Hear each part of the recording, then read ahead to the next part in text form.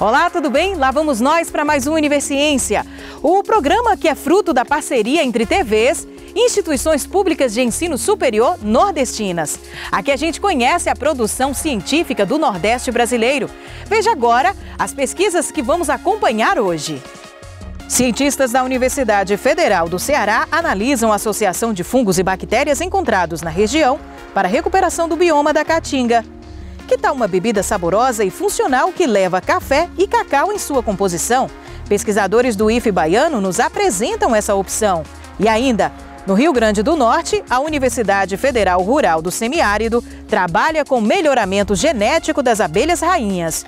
Isso e muito mais você confere agora no Universiência.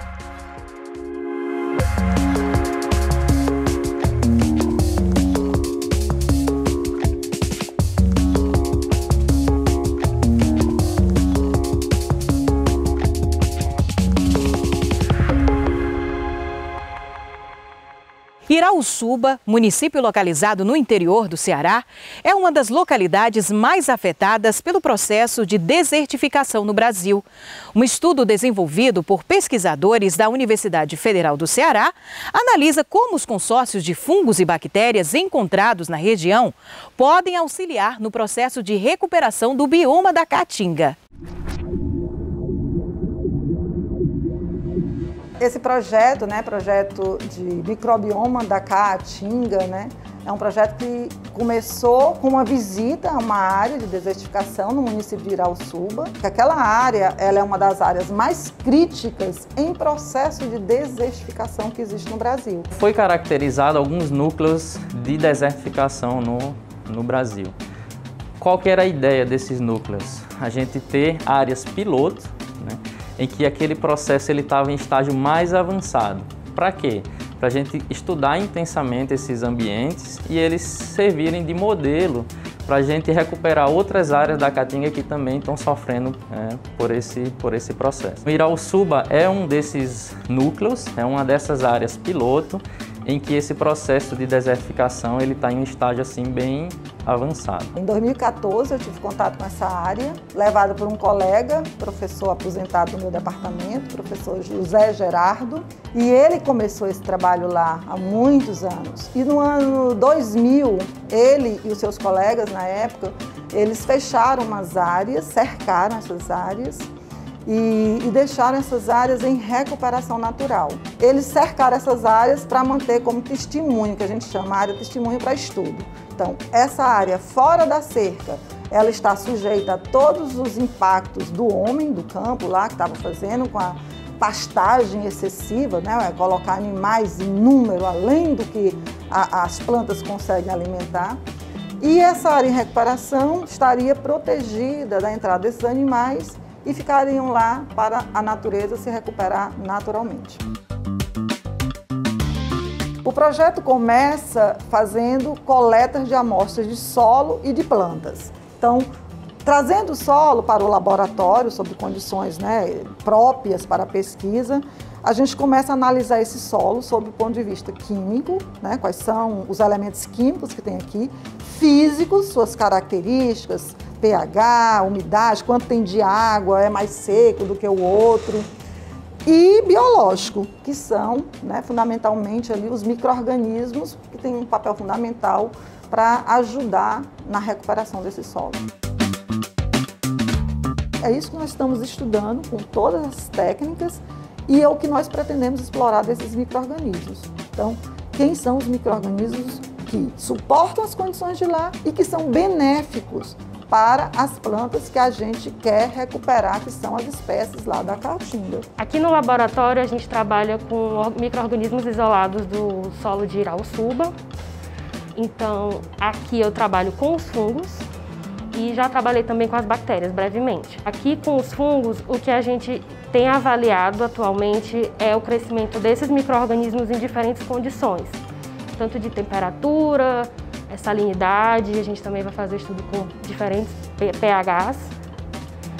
E a gente quer observar como esses fungos crescem, se eles vão crescer em diferentes condições. Nós já temos resultados concretos. Primeiro, nós temos um patrimônio genético, porque nós temos mais de 300 isolados dessas áreas.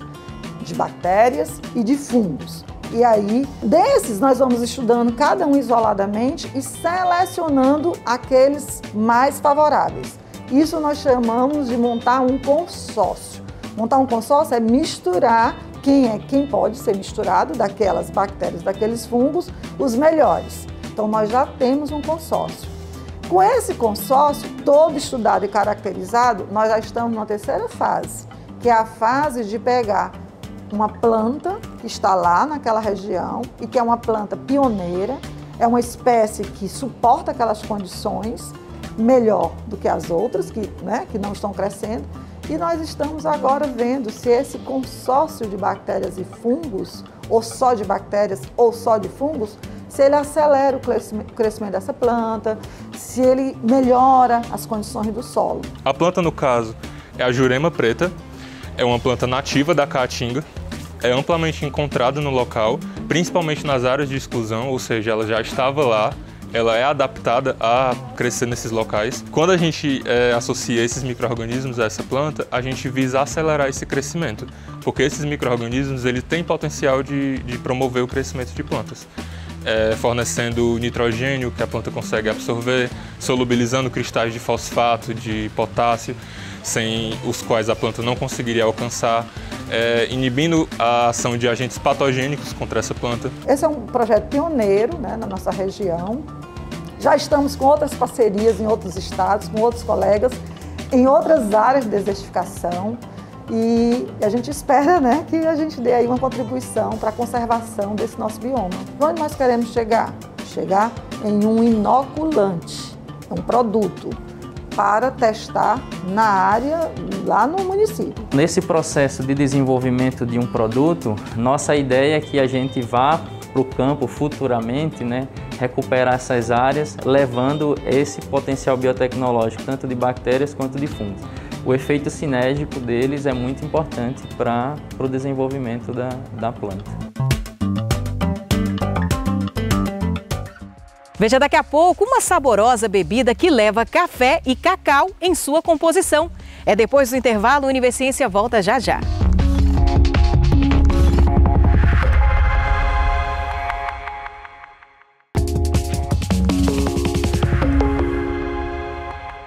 O desenvolvimento de produtos à base de cacau gera resíduos que geralmente são descartados.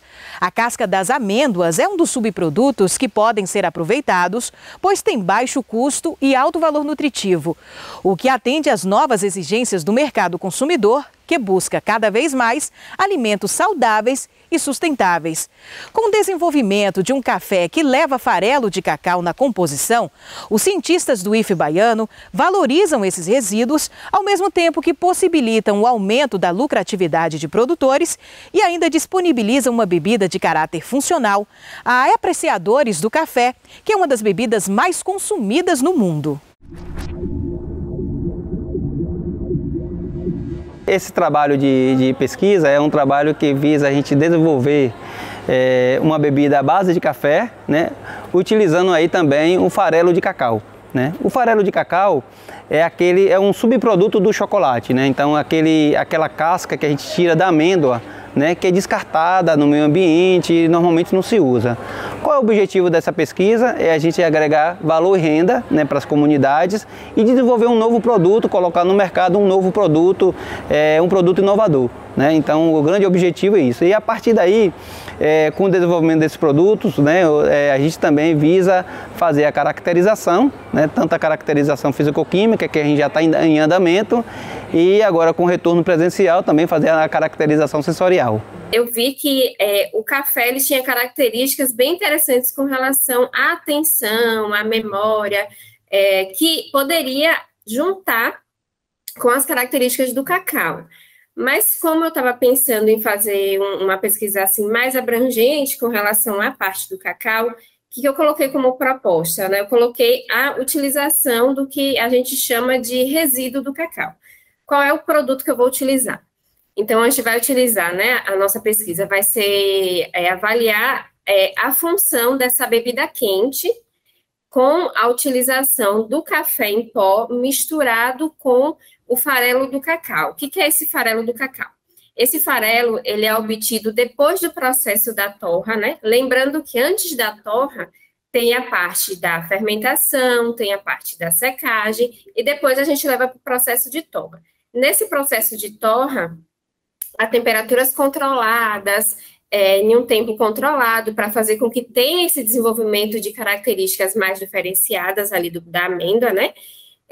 Após esse processo de torra, a separação da parte interna da amêndoa, que é o que a gente chama de nibs do cacau, que ele vai para o processo do chocolate, né? Que é um dos produtos mais caros, né? Que a gente diz da indústria de chocolate. E a parte de fora é como se fosse uma casca, que é o que a gente chama de farelo, que obtém depois da etapa desse descascamento. Então, passa pelo processo de torra e depois passa pelo processo de descascamento. Normalmente, as indústrias que utilizam, né, o cacau como produto para produção de chocolate, não tem essa utilização desse resíduo, que é o que a gente chama de farelo. Então, eles pegam esse farelo e levam para combustão, né, para fazer como se fosse forma de energia, ou levam para alimentação animal, mas nada que reutilize para a alimentação humana. Então, e hoje já tem vários estudos, várias pesquisas que levam em consideração as características antioxidantes da parte do farelo do cacau. Então, o que eu pensei? A gente poderia juntar o pó do farelo do cacau, que tem características, né, antioxidantes, teobromina, que auxilia também na parte de atenção, junto com o café, que é uma bebida altamente consumida, né? Então, o que a gente pensou? Em produzir uma bebida quente, misturando o pó do café como base e porcentagens diferentes do farelo de cacau, para ver se tem aquela aceitação, até porque o farelo, apesar de não ter, né, aquela parte interna do nibs, né, às vezes, até na etapa do descascamento, vai um pouquinho de nibs e ele acaba tendo aquele aroma, né, que a gente lembra do chocolate, ele acaba tendo aquelas características que o próprio nibs do cacau ali vai ter. Mas tudo isso vai ser testado, né, estamos ainda em processo de aplicação laboratorial. Além de toda essa parte de laboratório, também vamos testar a aceitação, vamos fazer análise sensorial com provadores, antes de fazer essa análise sensorial, vamos recrutar provadores que têm características que consomem o café, né? Que tem que ser pessoas que gostem do café, já que o nosso café não vai ser, a nossa bebida quente não vai ser adoçada. Então, uma coisa é você gostar de café adoçado, outra coisa é você gostar de café sem açúcar. Então, a gente vai fazer todo um recrutamento para levar as pessoas que gostam mesmo, né, do aroma do café, das características do café, já que a nossa base da nossa bebida vai ser o café. Então, vamos utilizar a porcentagem maior de café e, em cima, utilizar as nossas porcentagens de farelo. E, além dessa parte de sensorial, também vamos avaliar a intenção de compra, né? Supondo que chegue no mercado, você tem intenção de comprar ou não tem intenção de comprar, para ver se lá no final seja um produto que nunca se sabe, né? Pode ser um produto de estudo de patente ou não, mas a ideia é que ele leve essas características de atividade antioxidante também para a nossa bebida quente. A gente já tem uma parceria, né, junto com a professora Cibele e a equipe de pesquisa, né? E esses alunos que estão desenvolvendo esse projeto assim são alunos da pós-graduação em Ciência e Tecnologia de Alimentos, com ênfase em cacau e chocolate, e foram egressos lá da UESB, do programa de pós-graduação em Ciência de Alimentos, né? Então, junto com o pessoal lá da UESB, a gente vem já discutindo esses projetos, né? E é isso, a ideia é a gente desenvolver esses produtos com foco regional, né? Que no caso nosso da região cacaueira, o cacau. Se você agregar o café junto com um produto que advém ali do cacau, você vai estar gourmetizando. Uma coisa é você comprar uma bebida de café puro, outra coisa é você comprar uma bebida quente de café com farelo de cacau, né? Então, querendo ou não, a gente pode, sim, caracterizar essa parte de gourmetização do café. Caracterizando que tem muita gente que tem o prazer de produzir o seu próprio café, de ir lá, de coar o seu café, de sentir aquele aroma sendo liberado. Então, a ideia mais central com relação à comercialização do nosso produto seria em pó mesmo, seria o pó do farelo junto com o pó do café. Hoje no mercado, eu não sei aqui na região se tem, mas eu já vi na internet que já tem as cascas do farelo, que você pode fazer chá. Você pega a casca, faz aquela infusão com água e faz como se fosse um chá. Então, a nossa ideia é levar o produto como se fosse um saquinho e você vai lá e faz a sua bebida quente, aquece a água e faz a sua bebida. Em Mossoró, no Rio Grande do Norte, a Universidade Federal Rural do Semiárido trabalha com a produção de abelhas rainhas. A pesquisa com banco de rainhas é voltada para o melhoramento genético de abelhas conhecidas como africanizadas. A prática de introduzir essas abelhas geneticamente melhoradas pode aumentar em até 40% a produção de mel das colmeias. Local de experimentos para diversas culturas do semiárido, a Fazenda Experimental da UFES, na zona rural de Mossoró, no oeste do Rio Grande do Norte, agora também é campo para a produção de abelhas rainhas. Essas majestosas senhoras do semiárido, digamos assim, estão no radar de pesquisadores da graduação e da pós da universidade. São pelo menos 30 estudantes envolvidos nas pesquisas. Nailton se formou recentemente em agronomia, usando as abelhas como objeto de estudo. Na agronomia, durante a graduação, eu trabalhei com embalagens para fornecimento de bife proteico e agora no mestrado eu vou trabalhar na área de melhoramento genético com as abelhas rainhas. Aqui o trabalho começa nas colmeias, nessas cúpulas que os pesquisadores chamam de realeiras, onde se desenvolvem as rainhas. Depois de alguns dias na natureza, as cúpulas são recolhidas e colocadas na abertura desses frascos, com uma pequena tira de isopor e uma mistura de mel e açúcar refinado chamado de candy. Essa pequena tira de isopor facilita a saída da abelha da cúpula e o candy serve para alimentar o inseto no primeiro momento. Depois de 5 dias, as novas rainhas são colocadas nessas gaiolas de transporte, junto com outras 5 operárias e mais um pouco de candy. Depois, as rainhas são inseridas nas colmeias ainda dentro das gaiolas, para que as demais operárias se adaptem à nova abelha líder. Isso tudo só é possível graças às práticas de melhoramento genético.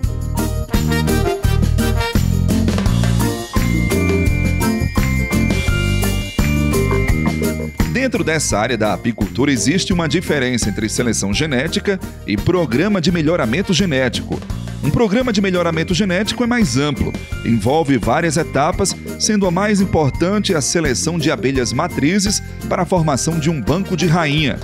É isso que os pesquisadores estão fazendo na universidade. Uma seleção genética você envolve uma característica só. Você vai se basear na performance desses, vamos dizer aqui no caso da gente aqui das abelhas, e pode ser uma seleção massal. O que é uma seleção massal? Você tem um universo, um plantel de colmeias e você vai selecionar que mais produz. Um programa, ele é mais amplo, ele demora mais tempo e também é mais oneroso e custoso, inclusive para a manutenção. Lucas é aluno do doutorado do Programa de Ciência Animal da UFES. Nessa área de melhoramento genético, ele seleciona o sêmen dos zangões de abelha por meio de uma técnica chamada de criopreservação. A gente faz uma avaliação prévia de como estão os aspectos dos espermatozoides, como a motilidade, a viabilidade desses espermatozoides, e depois a gente vai para um processamento para congelação desses espermatozoides, desse sêmen, desses espermatozoides, e depois leva eles para o nitrogênio líquido, o qual ele fica submerso a menos 196 graus. O trabalho acontece no Laboratório de Conservação de Germoplasma Animal, mantido na UFES e coordenado pelo professor Alexandre Rodrigues. A pesquisa de Lucas pode ser considerada pioneira por fazer esse tipo de seleção de sêmen em abelhas africanizadas dentro do bioma da Caatinga. Os resultados já começam a aparecer. Durante o mestrado do Lucas, nós fomos investigar a parte reprodutiva dos machos dos zangões de abelhas, no intuito de a gente caracterizar o sêmen desses animais e verificar se existiam diferenças em relação ao período seco e período chuvoso. E de fato a gente observou que durante o período seco existe uma queda de qualidade espermática nesses animais, uma queda bastante significativa que se reflete numa menor capacidade de fertilidade. E dando continuidade a esse trabalho, para tentar resolver essa problemática, nós iniciamos os experimentos de doutorado do Lucas, que correspondem justamente à tentativa de formação de um biobanco, onde a gente vai criopreservar o sêmen desses zangões no intuito de, no futuro, utilizar esse sêmen para inseminação artificial de rainhas, para que a gente tenha, então, aumento de produtividade das abelhas também no período seco. Esse trabalho no laboratório e no campo reflete a necessidade de selecionar novas rainhas para a produtividade da colmeia, o que, consequentemente, pode aumentar a produção de mel para o apicultor. Você trabalhar com rainhas novas, só em você substituir a rainha, você já tem um aumento pelo menos de 40%.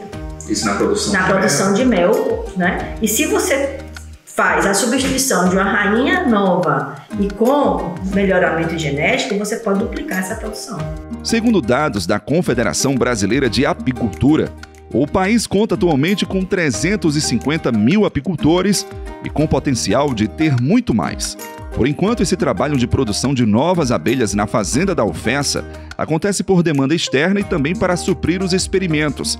Mas com esse envolvimento de pesquisadores e parcerias firmadas, como no caso do Laboratório de Germoplasma, uma coisa é certa: o horizonte da apicultura está iluminado com abelhas rainhas e operárias mais produtivas para o mel e para a polinização nas fazendas de frutas da região. No próximo bloco, a gente conhece a Maria Livrão e suas contribuições para o ensino da pesquisa para alunos do ensino fundamental. A gente volta já já.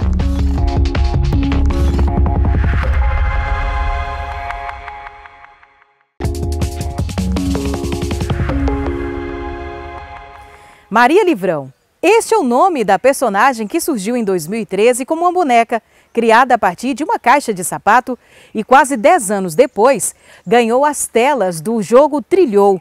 Tudo isso para mostrar a estudantes do ensino fundamental as etapas de uma pesquisa escolar de forma lúdica. A ideia foi desenvolvida no programa de pós-graduação em Ciência da Informação da Universidade Federal de Sergipe.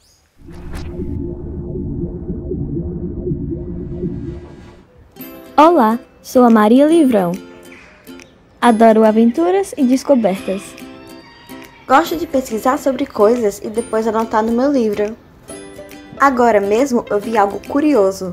Os meninos saíram da biblioteca super felizes. Parece que eles estavam fazendo uma tal de pesquisa. O que será uma pesquisa? Maria Livrão, ela é um personagem que foi criado no mestrado em Ciência da Informação da Universidade Federal de Sergipe.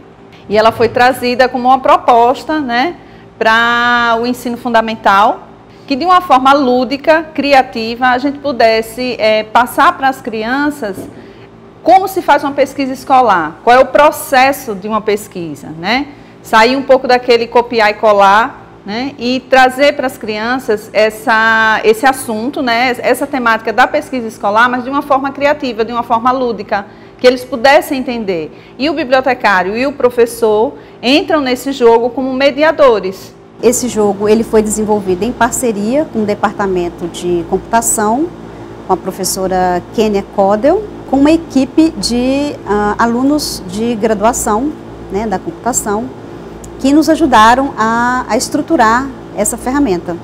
O jogo ele pode ser aplicado com o professor e o bibliotecário, mediador ou um ou outro, em qualquer ambiente da escola, certo? Ele é numa plataforma livre, então você acessa o jogo para poder eles entenderem essa questão da pesquisa escolar antes de uma temática. Por exemplo, o professor vai fazer uma feira de ciências, então a gente tem lá uma suposta tema para eles pesquisarem. Então, como é que eu vou fazer essa pesquisa? Não é só ir no computador e abrir lá qualquer site que você abrir e pesquisar. Não, eles têm que saber como é que funciona esse processo de pesquisa.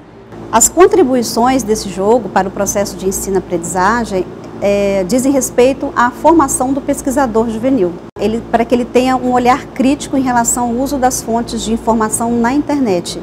Saber que não é qualquer informação que ele pode, qualquer fonte que é confiável, e respeitar os direitos autorais, elaborar ideias. Então não é apenas um copia e cola da internet, Então existem várias habilidades aí durante o jogo que são trabalhadas com as crianças, que constituem habilidades de busca e uso da informação, que constituem a principal contribuição do jogo. A motivação do jogo, do desenvolvimento desse jogo, foi uma necessidade que eu encontrei dentro da biblioteca escolar, que eu já trabalho há mais de 10 anos, né?